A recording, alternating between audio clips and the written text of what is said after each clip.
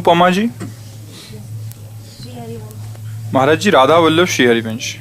महाराज जी, life में discipline अनुशासन की कमी लग रही है। कुछ भी करने बैठती हूँ तो मन इधर उधर भागता है, कोई काम एकाग्रचित होकर नहीं कर पाती। महाराज जी, मैं क्या करूं कि मेरा मन एकाग्र हो सके? तो पहले देखो कि आपके इस पूरे भवन में अनुशासन करने वाला कौन है। पहले तो हम देखें ना, हर चीज को, जो चीज हमारी मांग वो हमें देखना है। आप ही कह रहे हैं कि हमारे ऊपर शासन करने वाला ढीला है, तो स्थूल से चलते हैं फिर सूक्ष्म में पहुंचते हैं। स्थूल में हमारे ऊपर शासन माता पिता, गुरु और शास्त्र, समाज, यही शासन व्यवस्था है। जो थोड़ा आध्यात्मिक है वो शास्त्रों की बात से डरते कि शास्त्र में लिखा है ऐसा नहीं करना चाहिए, वो मैं गलत कर रहा हूं, उसको डर लगता है कि शास्त्र आज्ञा का उल्लंघन। बड़ा आस्तिक पुरुष होता है जो ऐसा सोचता है। हमने गुरु बनाया, संतों को अपना माना है, उनकी आज्ञा के विरुद्ध चल रहा हूं। और फिर नीची धरा के जो लोग होते हैं, यार समाज क्या कहेगा।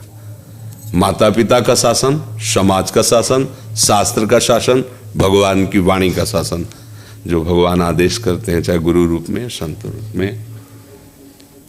अब आंतरिक शासन की बात है। हमारे पूरे अंतर विभाग में शासन करने वाली बुद्धि है, वही हमें डांट लगाती है, वही हमें गलत सलाह दे देती है। अब आप खुद जैसे स्वीकार करें कि हमारा शासन विभाग कमजोर है, मतलब हमारी बुद्धि गलत है।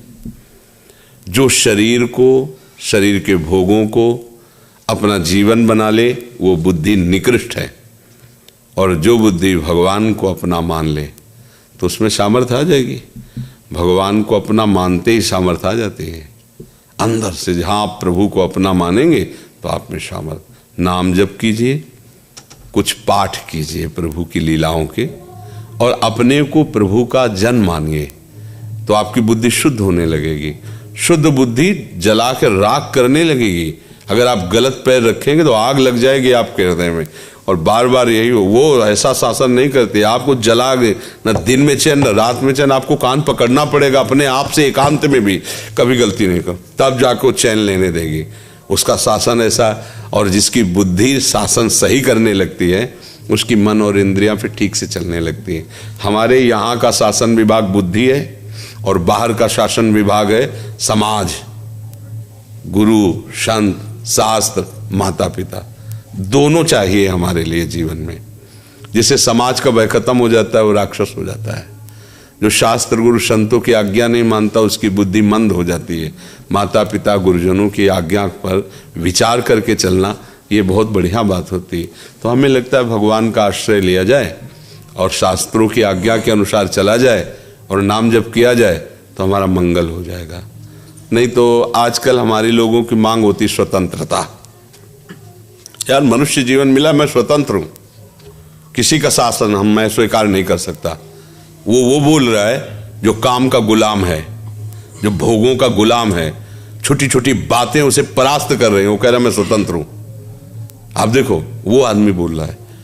और जो वास्तविक बुद्धिमान है वो ये कभी नहीं कह सकता। भाई मन कुछ भी कहे, आप कुछ कहें, लेकिन हमारे माता पिता, हमारे गुरु, शास्त्र, शराब नहीं पीना, मांस नहीं खाना, गंदे आचरण नहीं करना, मैं नहीं कर सकता, क्योंकि हमारे ऊपर शासन है, हम कोई स्वतंत्र नहीं है। आज हम गलती करेंगे, हम कल घर में डांटे जाएंगे, या शास्त्र आज्ञा करता है, हम भगवान के सामने कैसे जाएंगे, वो डरने लगेगा। पर आज ना तो हम भगवान को मानते हैं, ना संतों को मानते हैं, और ना हम अपनी बुद्धि की भी मानते हैं। अगर वो शरीर भी सलाह दे तो मन इतना प्रबल हो चुका है कि एक कोने में बुद्धि को रख देता है और मनमानी आचरण हो जाते हैं। तो हमारी बुद्धि पवित्र हो, उसके लिए हमें नाम जप जरूरी है। प्रभु का नाम जप करें और डरते रहें। कोई देख रहा है, ये बात समझो। हम लोग क्या समझते, जैसे बंद कमरा है, कोई नहीं देख रहा। नहीं, कोई तो है जो देख रहा है। जहां सबकी सत्ता है, सब जगह भगवान है, तो कमरे में भगवान नहीं। एक दो आदमी गए शिष्य बनने के लिए, तो कहा महाराज मुझे शिष्य बना लीजिए। तो उनका ठीक है, 2 तरबूजे दिए। बोले दोनों लोग ऐसी जगह काट के लाओ जहां कोई ना हो।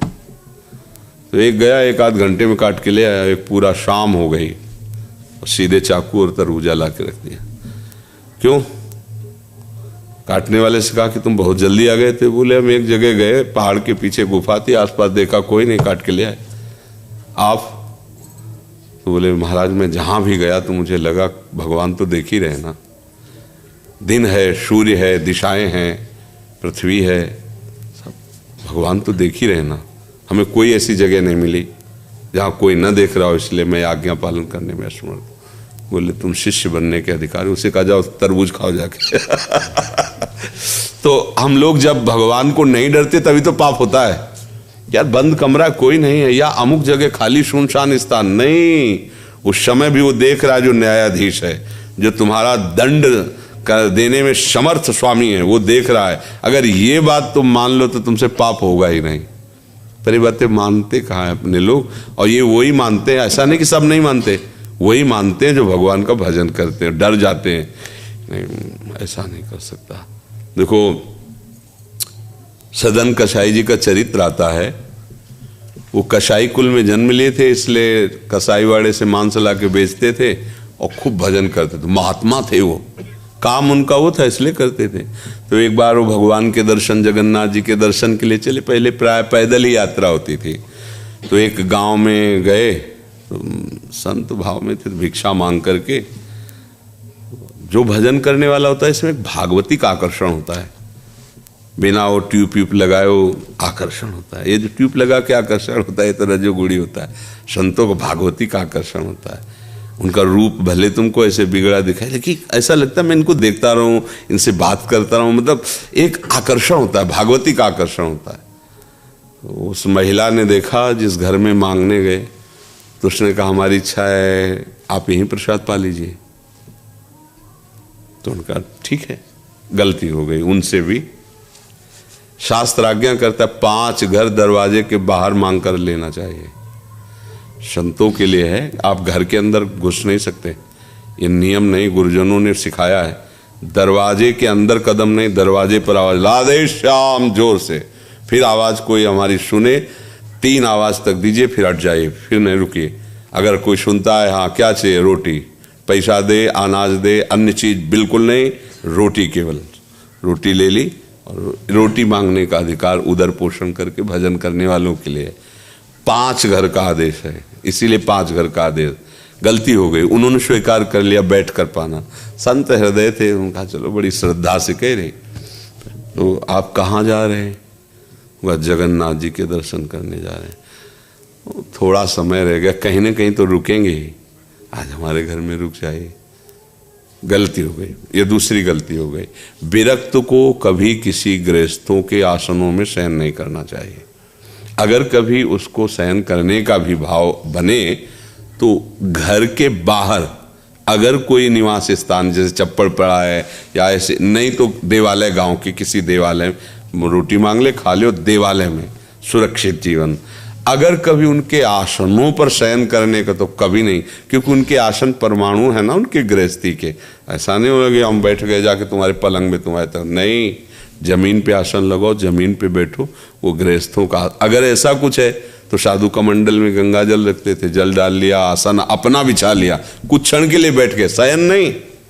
शयन तो बाहर, घर के बाहर जैसे छप्पर पड़ा है, ऐसे घर के बाहर भी बारंडे होते हैं ना, खुले चौड़े पे होना चाहिए, कमरे में ऐसे नहीं, ऐसे किसी गृहस्थ के। दूसरी गलती हो गई। अब ये गलती उनकी कृपा से, मतलब दयालु हृदय थे, तो कोई श्रद्धा से कहे तो लगता क्या है भाई, खा लेते हैं, शाम रात्रि में सो लेते हैं, सुबह चले जाएंगे।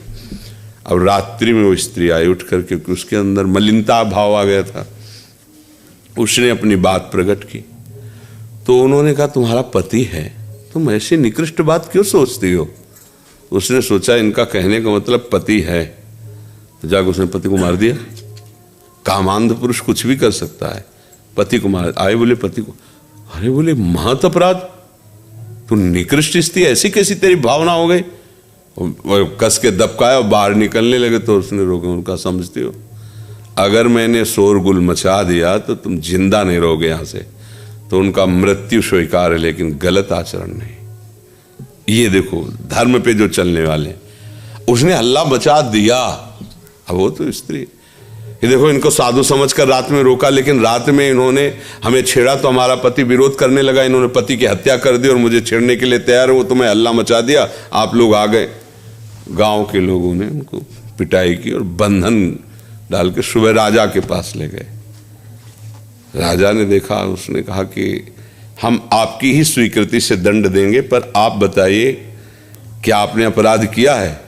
तो संतों की भाषा समझना केवल संत ही समझ। तो उनका बिना अपराध के दंड कैसे हो सकता है? कोई न कोई अपराध तो होगा, इसीलिए भगवान ने मुझे पवित्र करने के लिए दंड दिया है। अब वो समझ नहीं पाए इस भाषा को। भाई वो संत है, वो समझते कोई न कोई पाप किसी जन्म का तो है ही जो हमें फंसा के पिटवा रहा है। तो उन्होंने कहा कि इनके हाथ काट लिए जाए। दोनों हाथ काट लिए गए सदन जी के और छोड़ दिया जाए। साधु है इसलिए इतना करके छोड़ दिया जाए। हाथ काट लिए गए दोनों। जगन्नाथ जी रुके नहीं और जगन्नाथ जी के सामने जाके कहा, आप तो सब जानते हैं ना, पर प्रणाम करने की इच्छा थी पर हाथ ही नहीं है। तो अब प्रणाम करने के लिए, दंडवत करने के लिए हाथ का भी तो सहारा चाहिए ना, चाहे पंचांग चाहे साष्टांग। और पहली मुद्रा तो प्रणाम की यहीं से शुरू होती है, हाथ जोड़ा फिर लेट गए ऐसे। तो जी ही ऐसे जोड़ने के लिए किए तो नए हाथ जग गए, हष्ट पुष्ट तेज संपूर्ण जागृत हो गया। जो वो मारपीट हुई एकदम स्वस्थ शरीर तेजस्वी। धर्म से चलने वाले की थोड़ी सी आपको लगेगा कि डाउन हो रहा है, कभी डाउन नहीं हो सकता। अब अगर सोचो भगवान का आश्रय ना होता तो फेल होने में देर लगता है कि यार दुनिया जान जाएगी, इसलिए नहीं। जो भगवान का आश्रय लेता है, देखो कैसा बुद्धि का शासन कि मृत्यु का समय आ रहा फिर भी अधर्म नहीं। मृत्यु के समय लोग मार डालते, राजा फांसी में चढ़ा देता। अच्छा, धर्म ये कहता है कि हमारे ही कर्मों का कोई ना कोई फल होगा, इसलिए उन्होंने उसी सिद्धांत को कहा। जैसे धर्म बैल रूप में था और कलयुग गाय को मारा और फिर पैर तोड़ रहा था धर्म के। तो परीक्षित जी ने पूछा बैल से कि कौन तुम्हें मार रहा है? तो साक्षात धर्म थे। बोले इसका सही निर्णय नहीं कर सकते, मेरा कर्म मुझे दंड दे रहा है कि काल दंड दे रहा है। आप राजा खुद विचार कर ली, समझ गए साक्षात धर्म है।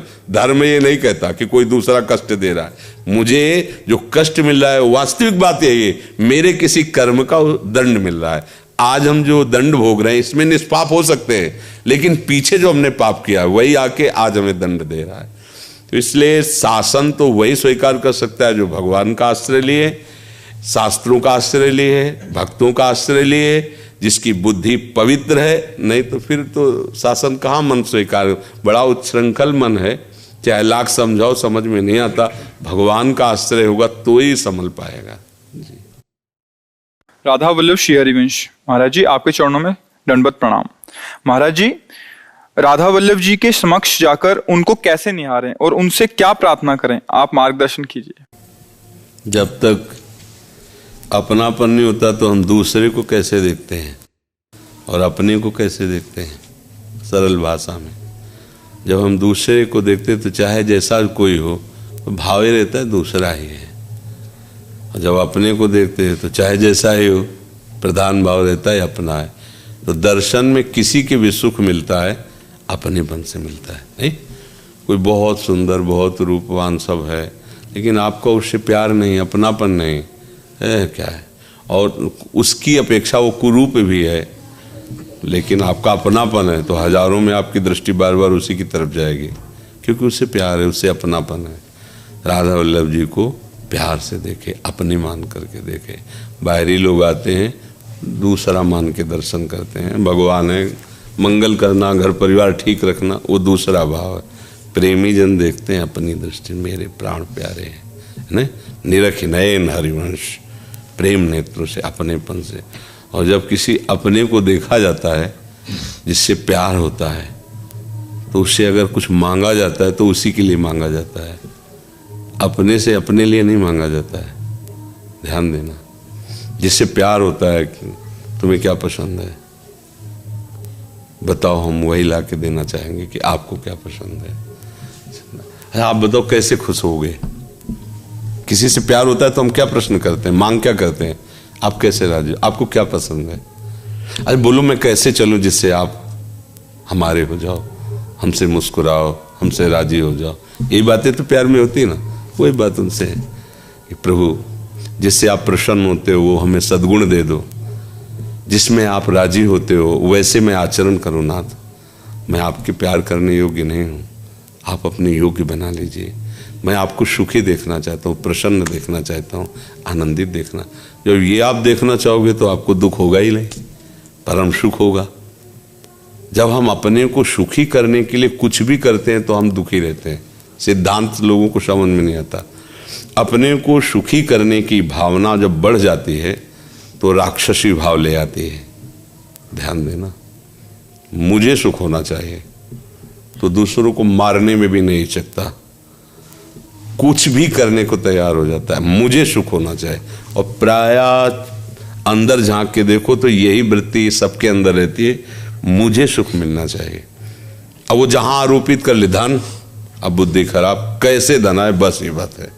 बहुत प्यारा मित्र है पर हमें लगा कि 10 लाख की व्यवस्था हो जाएगी इसको मरवाने में। आप पूरी सूचना दे दोगे, उसको मरवा डालोगे, क्योंकि मुझे सुख मिलना चाहिए। जहां आपका आरोप हो गया इसमें सुख है और मुझे भोगना है, आप उसकी परवाह, यही राक्षसी वृत्ति आ जाएगी। और प्यार में सुख होता है कहीं भी। जैसे हमको गुलाब जामुन प्रिय है, हमें गुलाब जामुन से प्यार, तो हमें सुख मिलेगा। वहीं दूसरे को नमकीन प्रिय, आप उसके आगे गुलाब जामुन तो नहीं। अगर उस वस्तु में सुख होता तो बराबर सबको होना चाहिए, लेकिन उसका प्यार नमकीन है, उसको नमकीन में प्यार लगे। मतलब अगर कहीं विषय में भी सुख दिखाई दे रहा है तो हमारी मान्यता में है, हमारे प्रेम में है। तो अगर हम ये अपना प्रेम वास्तविक जहाँ सुख है, वो सुख सिंधु प्रभु हैं, उनमें समर्पित कर दे तो हम प्रेमी हो जाए। हमें लगता है प्रभु को अपनापन से देखना चाहिए, मेरे हैं, और प्रभु मेरे कैसे प्रसन्न हो ये मांग करनी चाहिए।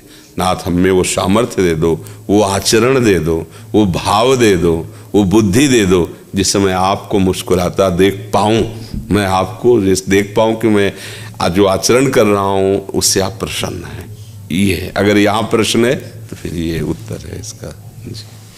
सुनील जी संगरिया से। गुरुदेव आपके चरणों में दंडवत प्रणाम।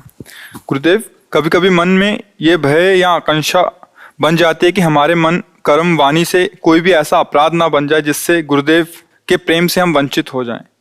होना चाहिए, ये रहना चाहिए। अगर ये बना रहेगा तो तुम निर्भय हो जाओगे। महाप्रभु कह रहे डरे डरप हरिवंश हित, जिनो भ्रमय गुण सलीर पर, जिनामन मंगल लोक त्यों सुहरिपद भर। ये आपके हम भी डरते रहते हैं, इस बात से तो हम भी डरते रहते हैं कि कोई ऐसी कभी गलती ना हो जाए, कोई ऐसा अभिमान ना आ जाए जिससे हम अपने गुरुजनों के सामने खड़े होने में भयभीत हो, हमें डर लगे। ऐसा डर बना ही रहता है। कभी कोई ऐसी गलती ना हो जाए जो हम श्री जी से बात करने लायक न रह जाएं, श्री जी के सामने खड़े ना हो, अपने मालिक के सामने कम से कम आँख तो मिला सके। और वो तभी आप कर सकते हो जब आप सही चलोगे। गलत होगा तो आपकी हिम्मत ही नहीं होगी, आपका मन कहने लगेगा मुझे नहीं जाना, वो मन आपको दूर करने लगेगा। जिसके अंदर ये डर है वो निडर हो जाएगा। अभय हो जो तुम्हें डराई, जो ये डरता रहेगा वो अभय हो जाएगा। इतना डर बना रहना चाहिए, जब तक जीवन है तब तक बना रहना चाहिए ये डर। जी। शोभा ठुकराल जी, मनीष ठुकराल जी वृंदावन से। श्री सदगुरुदेव भगवान आपके चरणों में कोटि कोटि नमन। सदगुरुदेव भगवान आपकी कृपा से धाम में कुछ महीनों से वास कर रहे हैं। महाराज जी, मैं घर में रहकर ही भजन करती हूँ, लेकिन मेरे शरीर के पति कहते हैं कि वृंदावन में मंदिर हैं, उनमें भी जाना चाहिए, सिर्फ घर पर रहकर भजन नहीं होता। अब आप ही इसका कुछ समाधान करें। हाँ, जाना चाहिए, वो सही कह रहे हैं। आज सत्संग सुना क्या? आज से सत्संग में हरिराम व्यास जी कह रहे कि यहाँ कुंज गलियों में विचरना और पद गुनगुनाते हुए प्रिया प्रीतम की कृपा प्राप्त होती है। ये करना चाहिए। पैदल हो सके नंगे पैर राधा वल्लभ जी बिहारी जी दर्शन करने। नित्य सौभाग्य न हो तो हफ्ते में 1-2 दिन रख लो। जैसे शनिवार रविवार बहुत भीड़ होती है, छोड़ दो शनिवार रविवार। अन्य दिनों में से 5 मिनट 10 मिनट गए, केवल उनको देखा, चुपचाप चले। ये बहुत सौभाग्य का विषय कि हम धामवासी हैं। कभी कुछ मिनट यमुना जी के किनारे चले गए, कभी कभी महीना 2 महीना परिक्रमा लगा ली।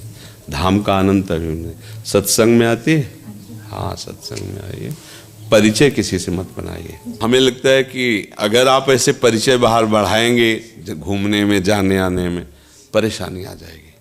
आपसे कोई ऐसा लग रहा है कि भूखा आदमी है बैठा है, 2 समोसे लिए उसे दे दिए, वो बात चलेगी। तुमसे कोई कह रहा है कि कल आपने 2 समोसे दिया, नहीं सामर्थ्य नहीं हमारी, बिल्कुल कटिंग। हमारा मन हुआ, तुम्हारा मन हम नहीं दे पाएंगे, क्योंकि आज अगर हमने दिए तो कल तुम घेर लोगे। ये बहुत सावधानी की जरूरत। वृंदावन में इस बात से बचे। आपकी भावना बन रही, 4 रोटी बनाई, गाय को एक गाय को दे दी, बंदरों को दे दी, वो तुमसे झगड़ेंगे नहीं। अगर दूसरा फिर परेशान हो जाओगे। सदगुरुदेव भगवान, हम दृष्टि बचाते हैं बहुत, जो कभी मिलते भी हैं तो भी वो आगे से आके बात करना, फिर हम नहीं चाहते, इसलिए हम कहते हैं इनको कि हफ्ते में एक बार ठीक है, ये कहते हैं हर दूसरे दिन जाना है। वैसे आपकी भी बात सही है, आपकी भी बात सही है। अब इसमें दोनों मिला के कर लो, ठीक है ना? आप अपनी बात कुछ रख लो, कुछ आप अपनी बात रख लो। ठीक है। अंजू गोयल जी, दिल्ली से। गुरुदेव, आपके चरणों में कोटि कोटि प्रणाम। महाराज जी, राधा सुधा निधि स्तोत्र का पाठ पूरा एक साथ हिंदी में कर सकते हैं? हाँ, कर लीजिए, श्री जी को सुनाइए, ठीक है।